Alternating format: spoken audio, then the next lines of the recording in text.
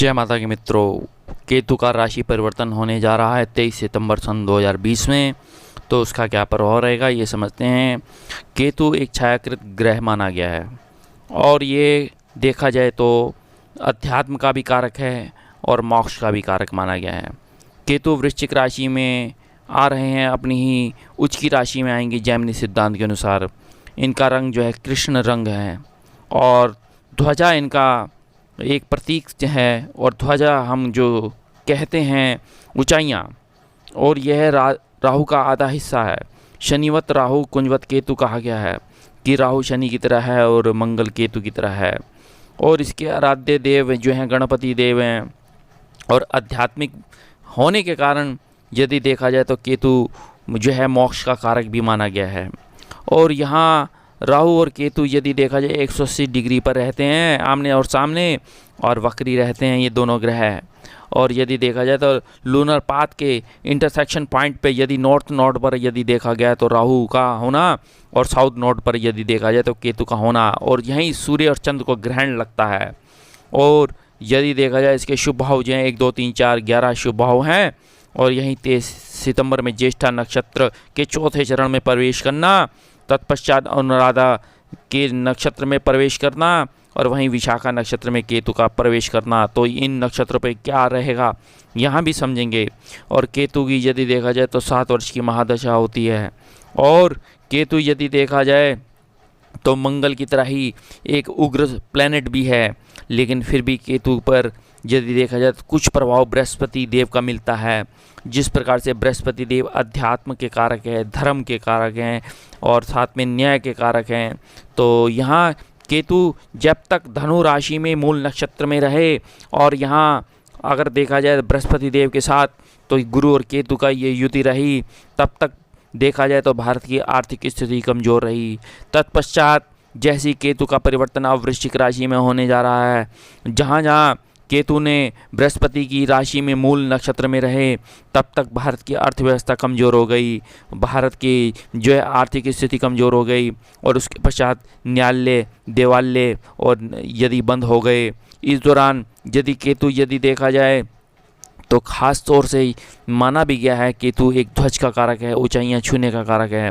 यदि केतु धन, केतु व्यापार, केतु यश का भी कारक माना गया है। और यहीं यदि देखा जाए तो राहु एक छायाकृत ग्रह है, लेकिन वो छल कराता है, झूठ बोलने का काम है। राहु के हाथ में प्रपंच का कारक है, राहु के हाथ में ब्याज वृत्ति का कारक है, शेयर्स, लॉटरी, सट्टा आदि का कारक है। राहु आकस्मिक धन देने का कारक माना गया है राहु को। लेकिन यहाँ केतु का राशि परिवर्तन कर्क राशि वालों के लिए कैसा रहेगा, क्योंकि पंचम भाव में केतु का विचरण रहेगा। तो ये पंचम भाव में कैसा रहेगा, अतः मेरे चैनल को लाइक करें, सब्सक्राइब करें और शेयर करें ज़्यादा से ज़्यादा। अतः अब यहाँ समझते हैं कि कर्क राशि में केतु यदि आपके पंचम भाव में रहेंगे, और पंचम भाव हमारी विद्या, हमारी एजुकेशन, हमारी संतान, हमारी संतति, लव रोमांस, यदि देखा अध्यात्म, और यही लॉटरी सट्टा शेयर आदि का कारक भाव माना गया है। तो केतु के कारण यदि देखा जाए तो, लेकिन यहाँ कि केतु जिस भाव में बैठता है उस भाव या जिसके साथ बैठता है उसके अंदर काट और छाट करने की आदत होती है केतु की। लेकिन यहाँ पंचम भाव में बैठा है तो यह प्राय थोड़ा संतान आपकी जिद करेगी, संतान से आपका तनाव होगा या संतान संतति होने में थोड़ा दिक्कत होगी। और यहीं केतु यदि देखा जाए आपको स्पोर्ट्स में लेके जाएगा। यही केतु आपको यदि देखा जाए तो पुलिस विभाग में, आर्मी के अंदर लेता हुआ दिख रहा है। यही केतु यदि देखा जाए आपको लाभ देगा, प्रॉफिट देगा, मंथली इनकम और सोर्स आपका बहुत बेहतरीन होगा। और केतु आपका भाग्य उदय करेगा। यही केतु आपके विवेक और ज्ञान और बुद्धि और प्रज्ञता में सफलताएं दिलाएगा। यही पिता का सुख मिलेगा। यही आप धर्म यात्राएं रहेंगी। यही विदेशों से आप इंपोर्ट और एक्सपोर्ट और आयात और निर्यात करेंगे। यही लाभ होगा। बड़े भाइयों के साथ आपका सहयोग रहेगा, बड़े भाइयों से आपको मदद मिलेगी, व्यापार में आप उन्नति करेंगे। इस दौरान यदि देखा जाए तो यहाँ आपके लग्न पे दृष्टि आने के कारण, क्योंकि 5 7 9 दृष्टि होती हैं, आपके भाग्य को चमकाएंगे केतुदेव। यहीं आपके लाभ भाव को चमकाएंगे केतुदेव। यहीं आपके व्यक्तित्व पर निखारेंगे केतुदेव। यहीं ऊंचा पद, मान, यश, कीर्ति में वृद्धि होगी। और यहीं देखा जाए आकस्मिक आपको लाभ मिलेगा। लेकिन यह है कि केतु जिस नक्षत्र में देखना है, किस राशि में बैठा है, किस राशि के स्वामियों से दृष्ट है, किस राशियों के स्वामियों से युति है, तो हमें मेन महत्वपूर्ण हमारा ये प्रभाव रहता है। अब केतु को यदि हमने देखना है तो ख़ास तौर से उसका फिर हम महादशा, अंतर्दशा, प्रत्यंतरदशाएँ देखेंगे, तत्पश्चात हम उनका गोचर देखेंगे। इस गोचर में पंचम भाव में केतु के रहने से यदि देखा जाए तो आपको मोक्ष की स्थिति बन रही है, आपके अध्यात्म की स्थिति बन रही है, अध्यात्म से आप काफ़ी राइज करते हुए दिख रहे हैं। यहीं सफलताएं, यहीं उन्नति का मार्ग आपको प्रशस्त हो रहा है। ये केतु देव आपको कर्क राशि वालों के लिए बहुत ही उचित है।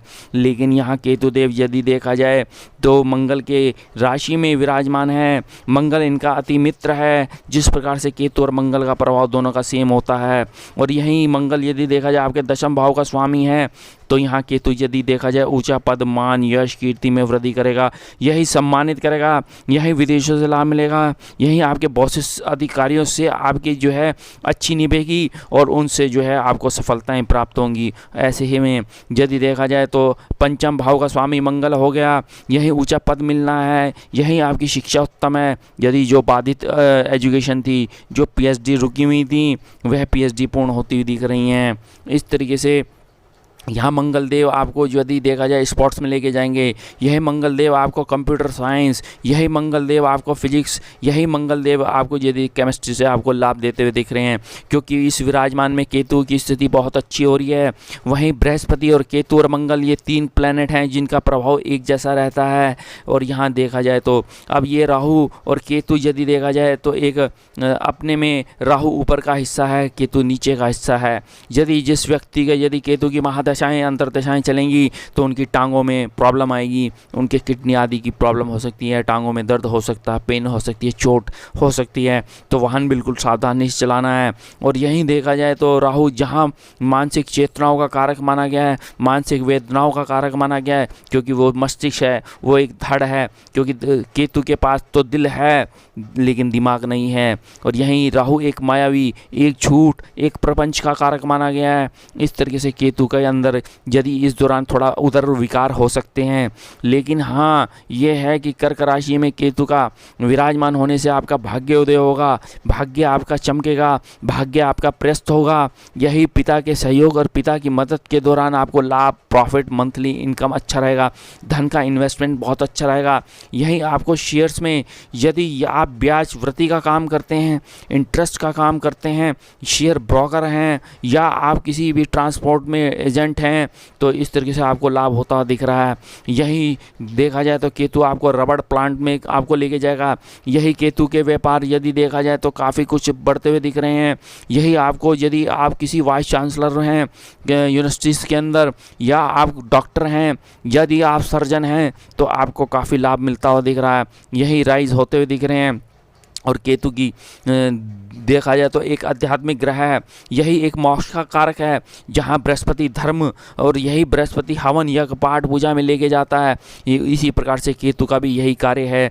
केतु आपको अध्यात्म में लेके जाएगा। आपको यदि मोक्ष का कारक है बृहस्पति देव के साथ केतु, यहाँ केतु आपके यदि देखा जाए कार्य को प्रगति देगा, यही आपको लाभ देगा। और जहाँ ये केतु वृश्चिक राशि में विराजमान होने से, अपनी उच्च राशि में विराजमान होने से, जब तक ये धनु राशि में थे तब जो है देखा जाए तो भारत की अर्थव्यवस्था को कमज़ोर कर दिया, क्योंकि धनु राशि का स्वामी बृहस्पति है। बृहस्पति धर्म, न्यायालय का कारक है, कॉलेज यूनिवर्सिटीज़ का कारक है, शिक्षा का कारक है। हमारे देवालय, हमारे न्यायालय और हमारे विद्यालय ये सब बंद हो गए। तो अब यदि देखा जाए केतु वृश्चिक राशि में आ जाएंगे और 23 सितंबर में आ चुके हैं, तो अब भारत देश की आर्थिक स्थिति सही होगी, न्यायालय खुल जाएंगे, विद्यालय खुल जाएंगे और शिक्षा का मार्ग प्रशस्त हो जाएगा। तो इस दौरान केतु का ये राशि परिवर्तन होने से आपको काफ़ी कुछ प्राप्ति का योग बनेगा। मैं आने वाले यदि देखा जाए तो मेरा कहने का भाव ये था कि जब यह केतु का परिवर्तन आपको आकस्मिक धन देगा, यही केतु का परिवर्तन आपको लाभ देगा, यही केतु का परिवर्तन आपको वाहन सुख देगा, और यही केतु का परिवर्तन देखा जाए तो आपके लिए बहुत ही योग कारक बन रहा है। और जहाँ मतलब कि कहने का भाव ये था कि केतु और राहु जो है एक प्रकार से छायाकृत ग्रह हैं। जब ये सूर्य और चंद्रमा के साथ ये युति बनाते हैं तो ग्रहण दोष बन जाता है। और यह ग्रहण दोष यदि देखा जाए तो जिनकी कुंडली के अंदर यदि ग्रहण ग्रहण दोष है वह कष्टकारी होता है। तो राहु का वृषभ राशि में आना, वृश्चिक राशि में केतु का गोचर होना, व्रत प्राशर हो रहा शास्त्र के अनुसार यदि देखा जाए तो वृषभ राशि में उच्च के राहु और वृश्चिक राशि में यदि देखा जाए तो नीच के हो जाते हैं। जहाँ केतु की स्थिति वृश्चिक राशि में उच्च के और वृषभ राशि में नीच के होते हैं, और यदि देखा जाए तो इनकी जो दृष्टि है 5, 7, 9 होती हैं। और यहाँ देखा जाए तो राहु जहाँ तंबाकू, गुप्त रिसर्च, तंत्र मंत्र, अनैतिक कार्यों का कारक माना गया है, वहीं केतु यदि देखा जाए पाठ, पूजा, बुद्धि, ज्ञान, विज्ञान, विराग आदि दुख हानि को दर्शाता है। केतु धन, संपदा, वाहन, सुख, संपत्ति दिलाता है, और ये एक देखा जाए तो ध्वज का कारक भी माना गया है। ध्वज का अर्थ है ऊंचाइयाँ। तो इस तरीके से केतु यदि देखा जाए तो आपकी इच्छाओं को बढ़ाने का काम करेगा, लेकिन राहु एक विध्वंसक है, केतु मोक्ष है, केतु अपने में एक त्याग है, एक विराग है, और इसलिए यदि देखा जाए तो त्यागी और विरागी है। तो यहाँ केतु के परिवर्तन होने से यदि देखा जाए तो आपको import export, internet, online business आदि से आपको लाभ देगा। तो इस तरीके से थोड़े उग्र स्वभाव रहेंगे इस दौरान, यदि आप थोड़ा क्रोधी स्वभाव रहेंगे इस दौरान यदि देखा जाए तो यह केतु का परिवर्तन आपके लिए बहुत ही लाभकारी है। आपका भाग्य उदय होगा, आपके मस्तिष्क में विचार चलते रहेंगे और क्या करना है, एजुकेशन में कैसे जाना है, क्या संतान सुख होगा, क्या विवाह का योग होगा, व्यापार किस प्रकार से होगा, नौकरी किस प्रकार से होगी। इस तरीके से ये आपका जो है मस्तिष्क चलता रहेगा। ये केतु पंचम भाव में बैठ के कर्क राशि वालों को थोड़ा इमोशनल और सेंटिमेंटल बनाएगा। इसलिए आप ओम केम केतुवे नमः, ओम स्त्राम स्त्रीम स्त्रोम से केतुवे नमः का जाप करें। मेरे चैनल को सब्सक्राइब करें। धन्यवाद।